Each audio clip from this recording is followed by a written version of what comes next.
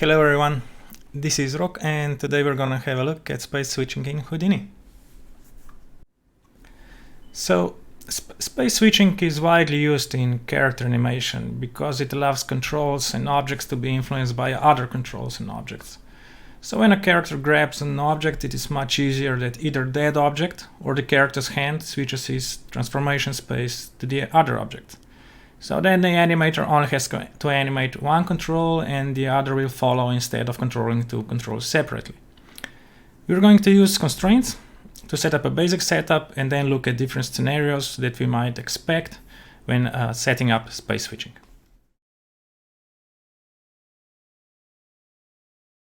So here we have a typical setup where we have a character and three platforms. And we will want to set up so that this character switches from one platform to the other. So first let's see how everything is set up. Here we have a character and one master control that controls the whole character to move around. And I've done the same for each of these platforms. Each control has two nulls above it. One is simply for positioning in space and the other is used for constraints. And this constraint is gonna be the one that we're gonna use to switch between this character's world space and this green, yellow and red control space. So for each space we're gonna create another null. So I'm going to say character green space, and we're gonna set it so that the default position will be this control position.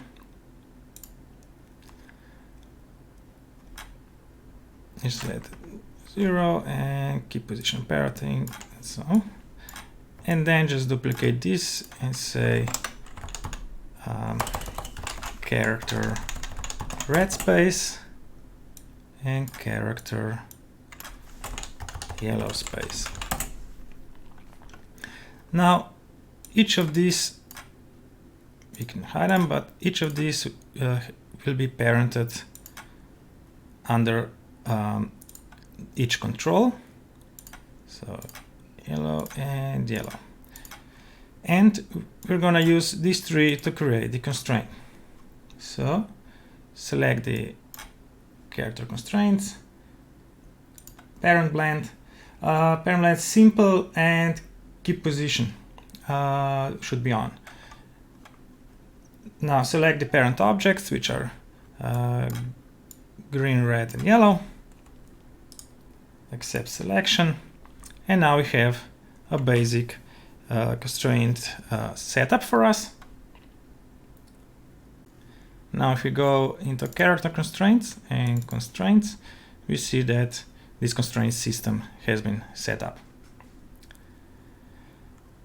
So if we look at this blend parents node, this is what actually blends between these different spaces.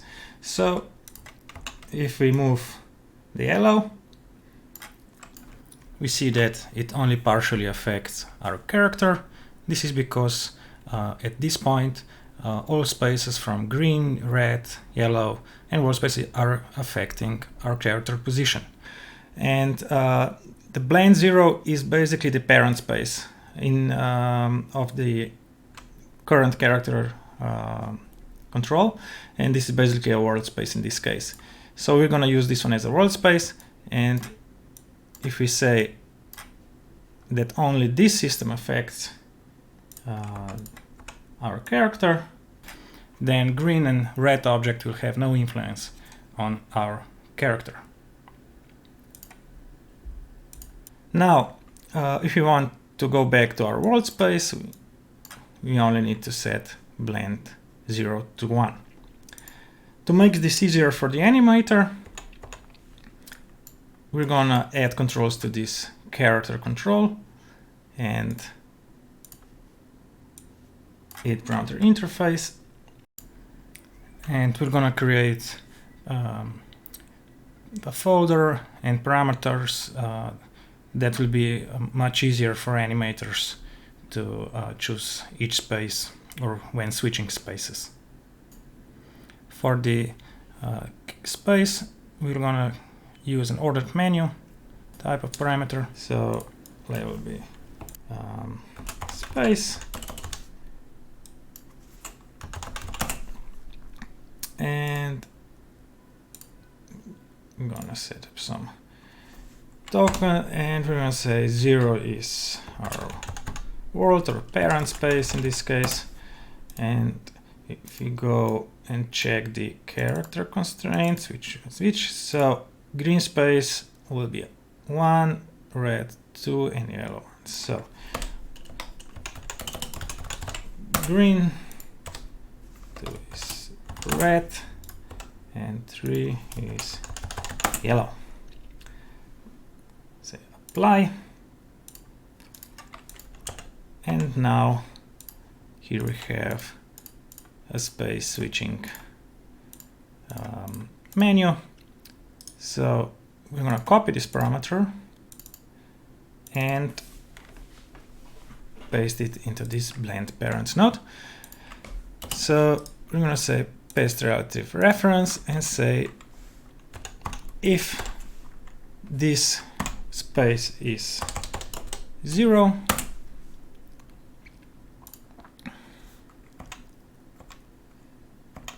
then the value should be 1, otherwise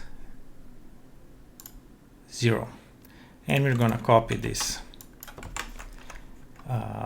for the green, except that the value should be checked against this 1. And again for the red, which has the value of 2, and yellow, the value of 3.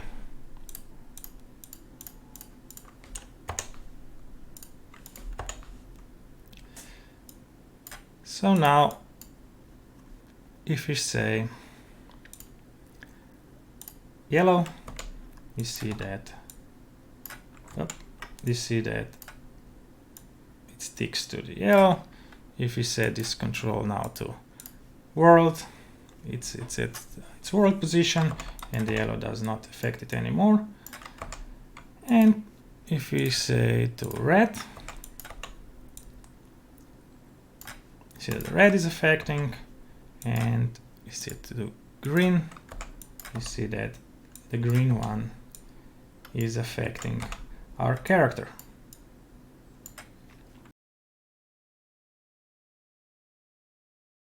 So one thing you probably noticed is that our character is jumping when switching spaces. So if we go from green to yellow, you see that the character jumps, and if you go to red, it jumps up again. So this is because these spaces have moved from its default position. And this is very normal when animating, because the objects we're switching to are also animated. So now it's time to look at how to switch space and keep the position.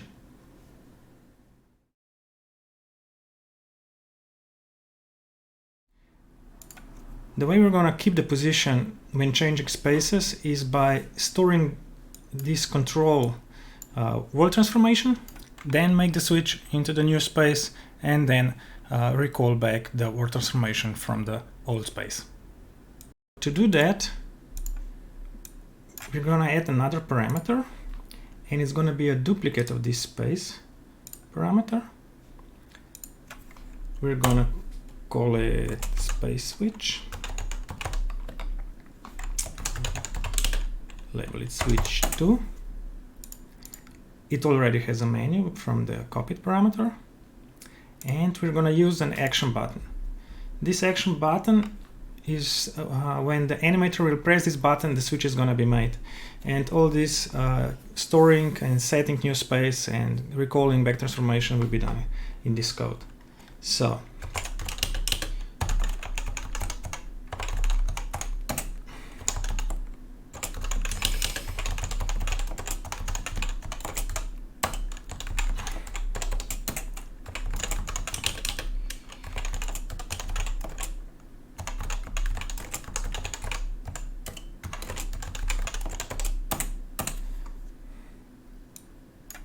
So here we are just getting our current node, which is our control.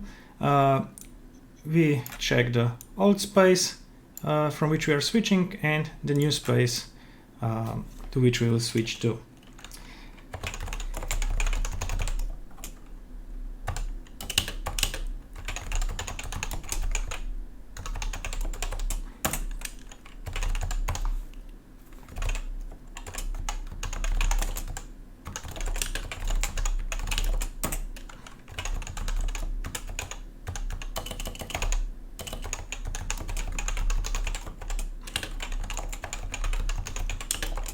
So here we first store the word transformation of our node, change the space, and in this new space set back the word transformation. And we can change the icon to something like this. Apply. First, let's see if we go from red to green or red to yellow, we see that it jumps. But let's try with this new switch to, and yellow, call it, and the new space is yellow, and the position stayed the same. So now we're in yellow, and if we use the new switch to, let's say to green, the yellow shouldn't affect anymore, but the green one should.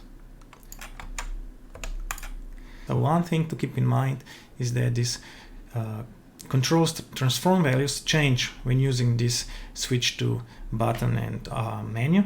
This is because the control has changed space, but in this new space it went back to its old world position.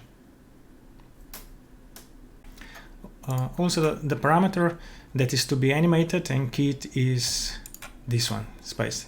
There's no need to key or do anything with the switch to button because it basically is just an action button.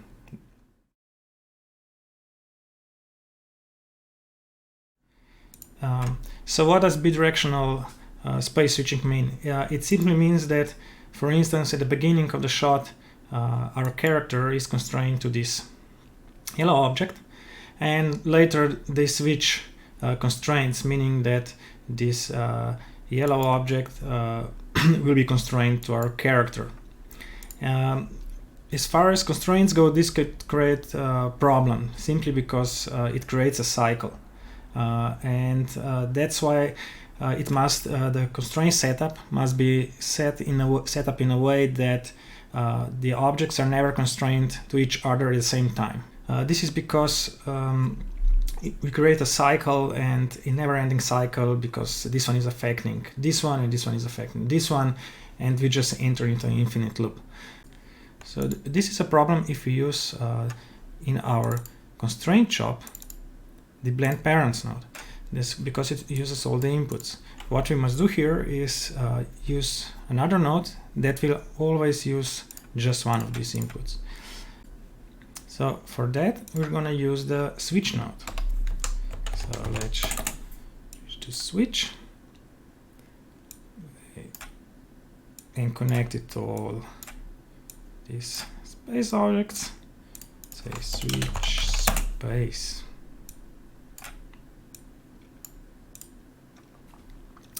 And let's copy this space parameter to our input, base relative references. So as we see now, let's see, green is still affecting.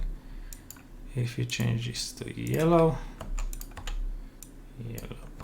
the yellow is working. Or let's use our switch. So change to red. So basically everything works by using the switch node instead of blend parent. So now for our yellow object that we want also to be constrained to character, we should also create this rig folder.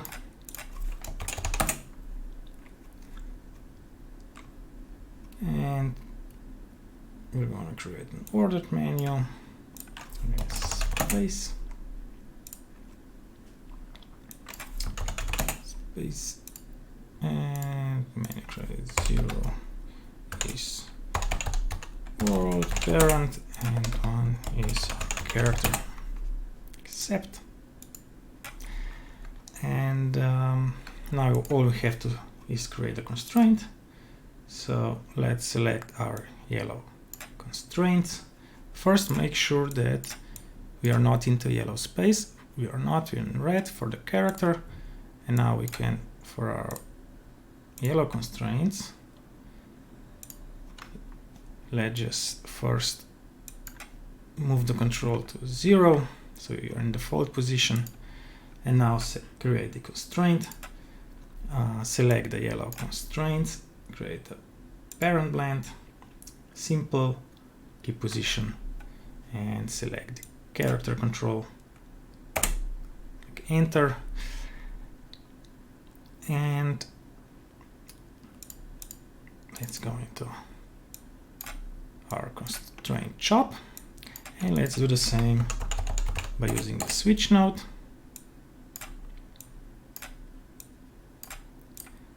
Delete these blank parents because we don't need it. Switch space. So let's just copy this parameter and paste relative reference. Since our character is not constrained to yellow object, let's constrain the yellow to our character and see what happens. So it's working and everything's moving together. If we change this space to world, our character and the yellow object are not affecting each other. But what if now we want our yellow object to affect our character? Let's just switch to yellow space. And now the yellow object is again affecting the character. At this point, we could also create the same as a character, this switch to parameter. And we could just copy this code that we'll use in this yellow control. So first duplicate this space parameter and switch to as a space switch. The menu is already correct because we copied it, and just paste this code here.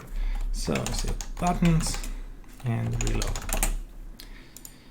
For the icon, so right now we are in word space, and first let's make the character go into a different space. And now if we use for the yellow object this switch to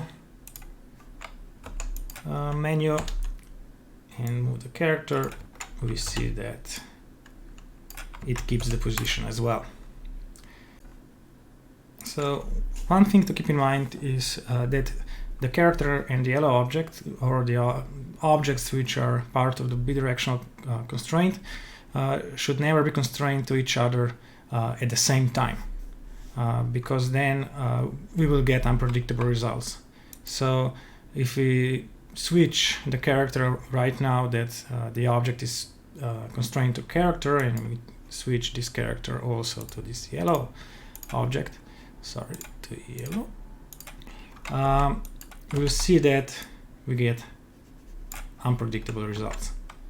So this should be avoided. So to prevent having these two objects being in each other's space at the same time, we can create a parameter that will check if other object is in this space, and we'll write our action button in a way that it will not change the space. For instance, it will not change the character space to go into yellow space if yellow space is already in character space. So for that we can just create, let's create a toggle and say yellow in character space, enter yellow in space, and copy this space parameter and say, so this is 0, this is value 1. So when the value of our space is 1 in the yellow control, we cannot switch from character into yellow space. So let's edit the expression.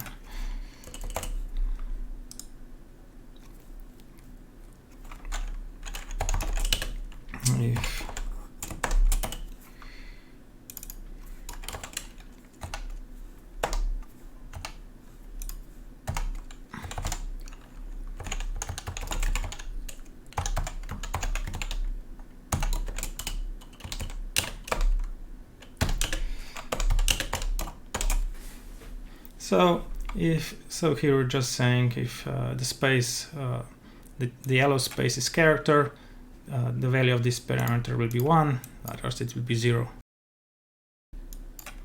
So if we change this to world space, this parameter will have a 0 value.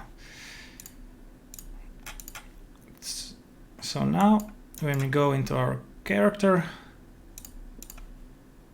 menu and change the switch to, we can first check the yellow space, yellow character space is no parameter, and we set yellow into space.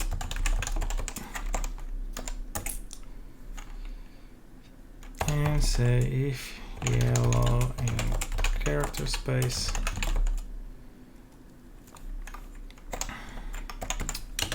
is 0, then we can make the switch. Otherwise, we'll just display the message. Message cannot switch to space. So let's see if this works. So the yellow is in character, and if we switch to yellow, you get the message cannot switch to yellow space. And if the yellow is in world space, we can make the switch. So now we can also do this for the yellow object. And do the same here, create a toggle, say is character in yellow space, toggle accept, and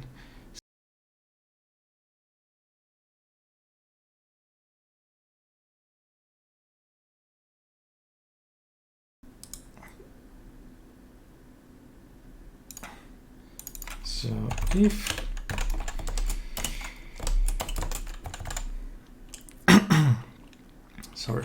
if character control space is 3, return value of 1, otherwise 0, except should also the name and the name parameter character in yellow space. And the same we can do with the switch to action button. We can do the same. Yellow space